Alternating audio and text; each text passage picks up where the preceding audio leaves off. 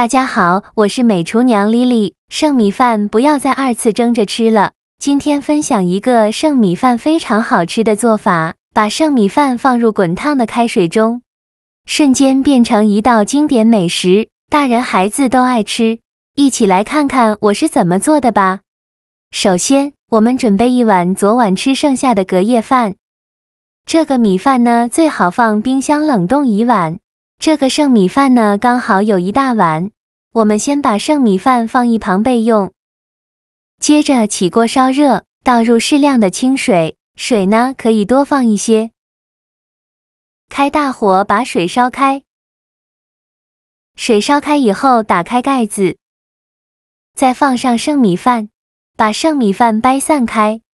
因为冷冻过后的剩米饭是很容易掰散的。再放入锅中。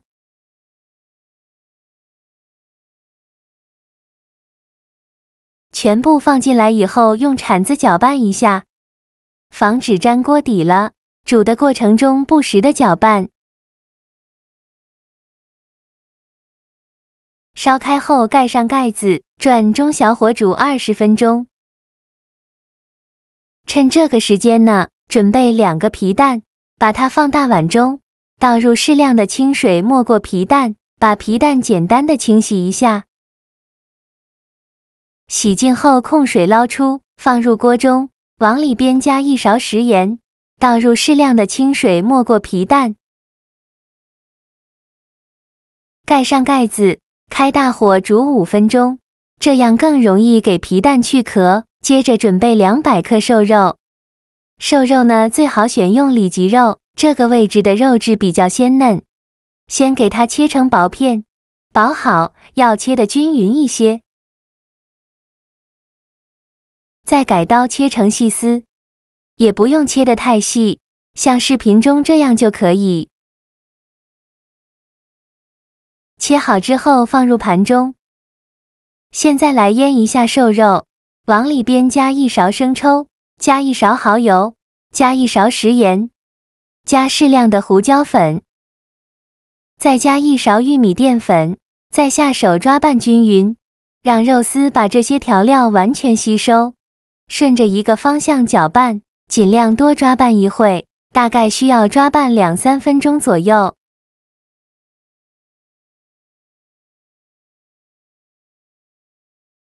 抓匀后，再往里边加1勺食用油，继续抓拌均匀，让每一根肉丝都能裹上1层食用油，这样可以防止肉丝粘连在一起。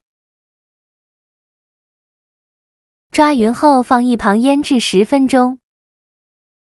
现在我们的皮蛋已煮得差不多了，打开盖子看看，用漏勺把皮蛋控水捞出，迅速放凉水中过凉。就这样给它放凉水里泡着备用，这样更容易给皮蛋去壳。接着准备1块生姜，先给它切成薄片，再切成细丝。切好后放入盘中。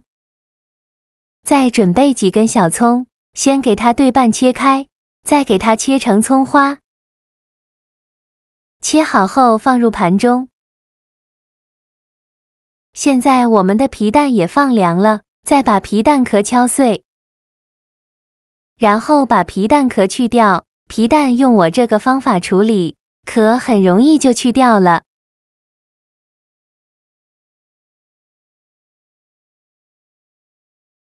去壳的皮蛋把它放入大碗中，再取出压泥器或者是擀面杖，给它压成皮蛋碎，尽量多压一会，压得越碎越好。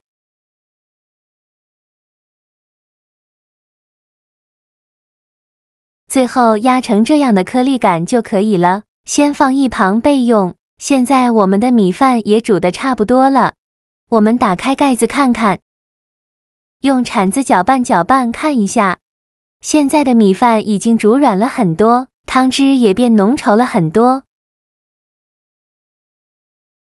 这时候呢，再把皮蛋放进来，继续用铲子搅拌均匀，让皮蛋完全融入米饭里。我每天都在用心的教做菜，您还一直没有给我点小红心呢，一个小红心对您来说只是举手之劳。但是对于我来说却高兴到睡不着觉。这个视频麻烦您帮忙点个免费的小红心，下次不会做还能找到我。非常感谢大家的支持。搅匀后盖上盖子，继续用中小火焖5分钟，把皮蛋焖熟。5分钟后，我们打开盖子看看，哇，好香啊！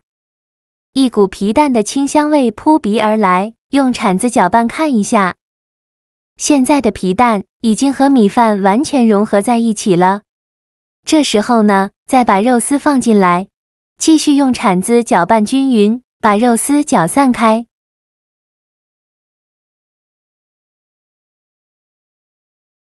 搅散开以后，再放入姜丝，继续用铲子搅拌均匀。搅匀后再盖上盖子煮5分钟，把肉丝煮熟。5分钟后，我们打开盖子看看，继续用铲子搅拌搅拌，看一下现在的肉丝已经变色了，煮到这样的程度就可以。现在的米饭和汤汁呢，也变得越来越浓稠了。这时候再来调一下味，加2勺食盐，加适量的胡椒粉，再加1勺香油。去用铲子搅拌均匀，搅匀后再把葱花放进来，继续给它搅拌均匀，像这样就可以了。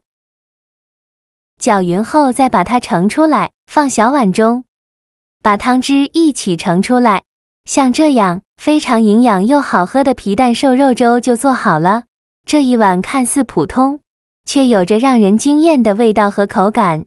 味道上它咸香适宜，皮蛋的独特风味与瘦肉的鲜美相互交融，那淡淡的咸味恰到好处地引出了食材的本真滋味，让人回味无穷，口感更是丰富多样。煮得软糯的米粒入口即化，给人一种温暖而舒适的感觉。皮蛋的 Q 弹为这碗粥增添了别样的趣味，咬下去微微的弹牙，却有着欲罢不能。瘦肉则是鲜嫩多汁，既不柴也不腻，以粥的细腻完美结合。一碗皮蛋瘦肉粥不仅是美食，更是一种慰藉。无论是早餐时开启美好的一天，还是在疲惫的午后温暖身心，它都能给你带来满满的幸福。皮蛋瘦肉粥呢，直接用剩米饭煮，省时又省力，喜欢的朋友就赶快收藏起来试试吧。好了，今天的视频就分享到这里了。这个视频麻烦您帮忙点个免费的小红心，下次不会做还能找到我。